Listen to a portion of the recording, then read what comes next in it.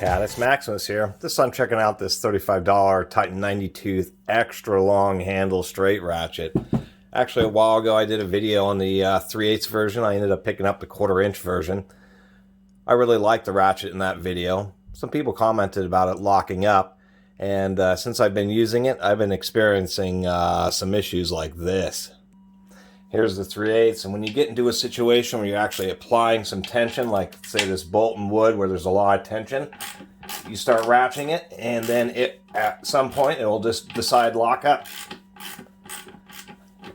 Like right there, it's kind of random, but as you're ratcheting it, it will just unscrew the bolt. Like right here, I'm going counterclockwise with the ratchet. It should be ratcheting, instead it's unscrewing the fastener, and you kind of got to rack it around.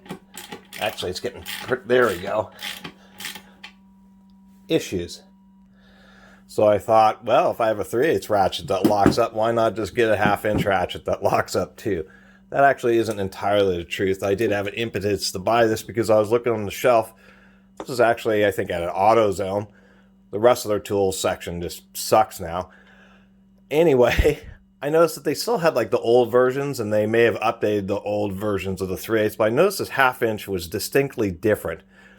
Different types of anvil design here, you can already see that. A bigger machining area and cutout. These are the same manufacturer as the O'Reilly quick release, except for the O'Reilly versions are 100 tooth, and they have a different reverse lever.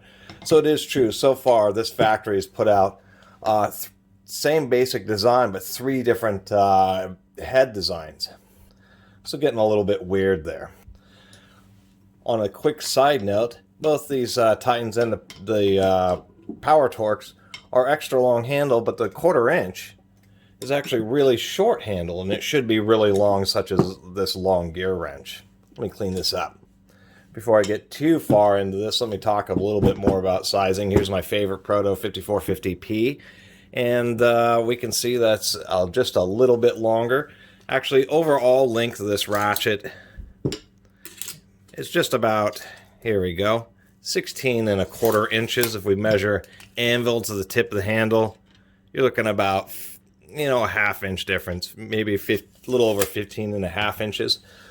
Really is a long, almost basically a breaker bar and a ratchet long. Here's the long handle icon flex head here. And this straight ratchet is almost as long as the big long handle icon.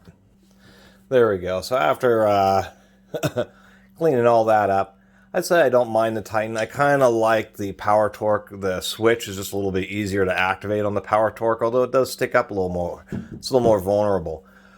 Overall, the design I still do like on these, although I become more of a fan of ratchets that have screw-on bottom plates instead of these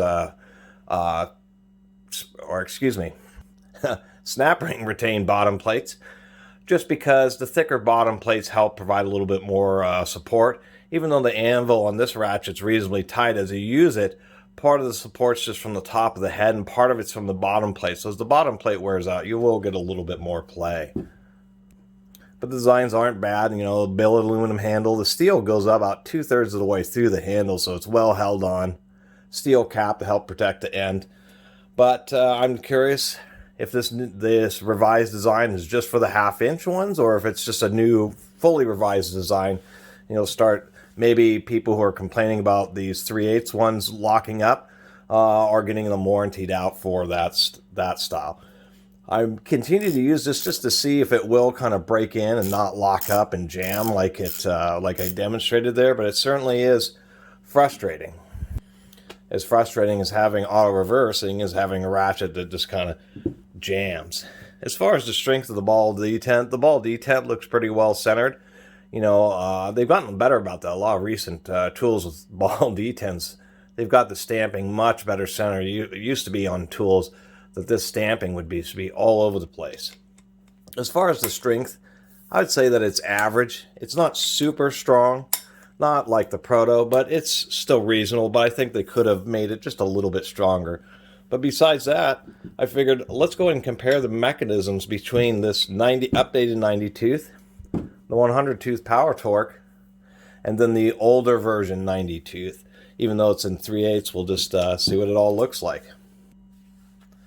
Okay, we got these all open. Let's take a closer look, at least between the two Titans. You can see on the 3/8 where the smaller diameter undercut for the whole switch and pawl means that it has much steeper walls that the pawl is interacting with. Where on the 1/2 inch, since it more area proportionally is machined out, the walls just have a slightly different slope on them, and that geometry difference may make this more reliable and less likely to actually lock up. There is a substantial geometry difference. So we'll see if they end up changing that with the 3/8. One thing I'll also notice is actually the bottom plate is pretty thick. And I was just falsely remembering, if we can get that to focus, about the quick release 100-tooth power torque. It had the really thin plate. But one thing that I was noticing is that they'd made up for it. So here's the Titan. It has a really thick bottom plate to give it nice support and just a standard anvil in there. The 100-tooth is substantially different. It's kind of interesting how they have it set up. And it uses a thin plate, but if I hold this, we can help. There we go. You can see that there's this big thick ring machined into the anvil at the top. And so that kind of seats into the body of the ratchet, doing the duty that a really thick bottom plate would do. So there's some interesting design differences. So kind of there you have it. Interestingly enough, the actual engagement, because of the way the design difference is about the same width. So I guess really you have a choice of whether you want the power torque quick release version, the Titan sealed head version with the flatter switch. At least they did update it.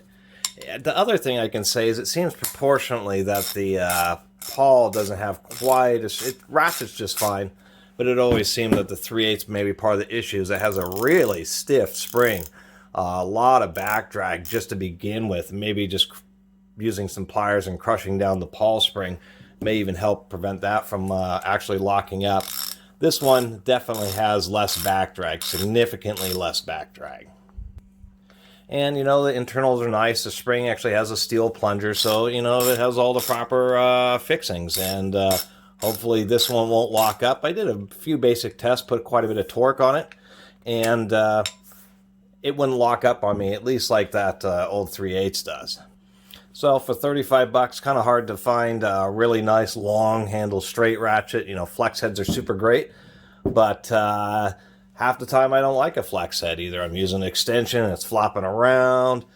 I'm trying to torque on something where I'm maybe in an awkward position. I want the ratchet to stay straight and the handle's flexing. So when I want a flex head, I love it. But it seems half the time, really, I'd rather just have a nice long handle, heavy duty sealed head ratchet. Something like this you just break lug nuts with. Really, it seems pretty heavy duty. If they're going to give it, really stand by this tool, and it is Taiwanese, that you should be able to basically use it in place of a breaker bar. Seems like a pretty heavy duty ratchet. And if you're going to make it 16 inches long, which is as long as most 1/2 inch drive breaker bars, it should certainly hold up to it. And then on a final note, a lot of the manufacturing seems decent. The grinding across the top of the head seems good. Machining on the anvil is good. Pretty good centering on the grinding and the machining of the head. There isn't one side that's thinner or thicker than the other. Pretty straight. So most of the quality control is pretty decent. And once again, for 35 bucks, kind of hard. It's actually not a bad price for a ratchet like this. Especially for one that hopefully won't lock up when you actually put the load on it. Anyway, I really appreciate everybody who's been watching and subscribing. And if you haven't subscribed, please do. Until next time, Catus Maximus out.